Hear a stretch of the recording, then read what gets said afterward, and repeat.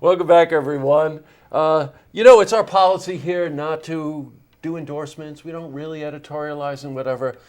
But I'd be remiss if I didn't tell you that we work with a lot of people, and one of the guys that just always stands out is Doug Beaty. Just the way he does it, his homework, his research, and whatever, and just his involvement in the community. Boy, you're going to get a big head if I keep talking like this, right? Let's stop the interview right here. Yeah, that's right. So I want to welcome Doug Beaty back again. Thanks, Welcome, Jesse. Doug. Thank you very much. Great to have you here. Doug's position is currently Queensbury Supervisor-at-Large, right? Correct. That term is about to end, and you're up for re-election. That's correct. The election will be in November. Got it. For those people who don't know what Queensbury Supervisor-at-Large means, Yes. Jesse, what that means is there's 4 Queensbury Supervisor-at-Large positions representing all of Queensbury. Mm-hmm. So Queensbury has approximately 31,000 people, and we represent all of Queensbury. Whereas Glens Falls has wards. Right, and each ward has a supervisor. And each ward has a Right. supervisor. Got So it. that's why we're called Queensbury Supervisor-at-Large. Now, given the total population of Warren County, that's half of the population of Warren County is in Queensbury. Yeah, about 43%. Yep, Yes, 43%, right, right around there. So we're pretty significant on the county board. Now, you've already been endorsed by the Conservative Party, correct? That's correct. Yeah, I'm very honored to be endorsed by the Conservative Party. They did like the fact that I'm very fiscally conservative. I watch out for every taxpayer dollar, and I do my homework and question certain spending bills that I feel don't make sense for the taxpayer, and I offer up other options. Right. One of the things that Doug is responsible for is putting together the opportunity for us to tape the Warren County Board of Supervisor meetings.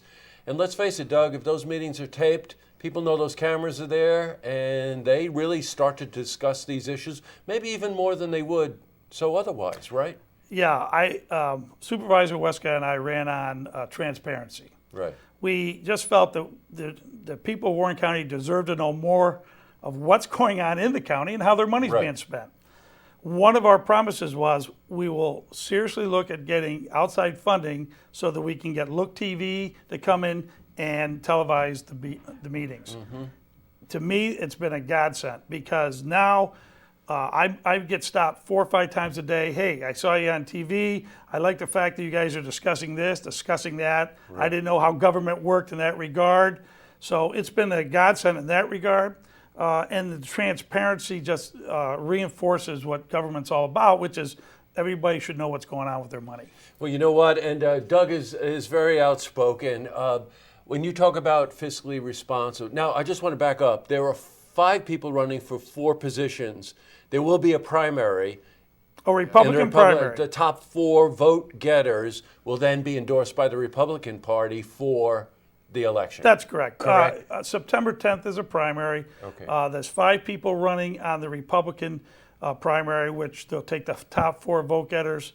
I'm confident that 8,000 Republicans in the town of Queensbury will get their say, and Right. I know I've done what I've said I'd do. Hopefully they'll believe I've done the job, and we'll go from there. I got you. Now, some of the issues that lead me to tell you what I said about Doug was that the nursing home, the airport, the courtroom expansion, these are very important issues for anybody who lives in Warren County, and the expenditure involved with each one of these initiatives is considerable, and I noticed that you especially were out there raising questions, again, to this transparency issue, right? That's exactly correct. I mean, Supervisor Westcott and I have done a number of things, and one of them has been to bring that openness to all the issues. Mm-hmm. The fact of the matter is, these huge spending bill, the courthouse, $16.5 million of county taxpayer money. Right. I suggested another lower cost option, using empty buildings across the street. That unfortunately got shot down. But the fact of the matter is, if we continue to do our homework and question these spending bills, it makes for better government. More importantly is the county taxpayer dollar goes a further and a longer way. Yes. It's interesting in many, there's a wonderful phrase in politics, a gadfly. You know, you really are a gadfly. Yeah, I love it. You know, he's fearless, which is really something. And you supply us with a lot of very good information for the things we do.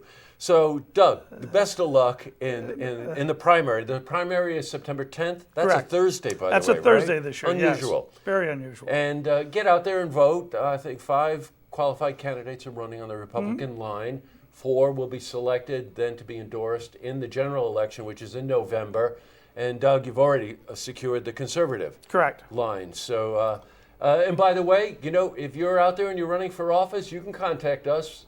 We'd love to extend an invitation to anyone out there. But we do happen to know this guy because he constantly feeds us information. So, Doug, great to see you. Thank you, Jesse. Okay, you see Mark Westcott. You told me, I said hello. Yeah, I will. I Okay. will. I'll see him this week. Good. Thanks a lot. Thank you. To see this interview again, you can head to our website, looktvonline.com.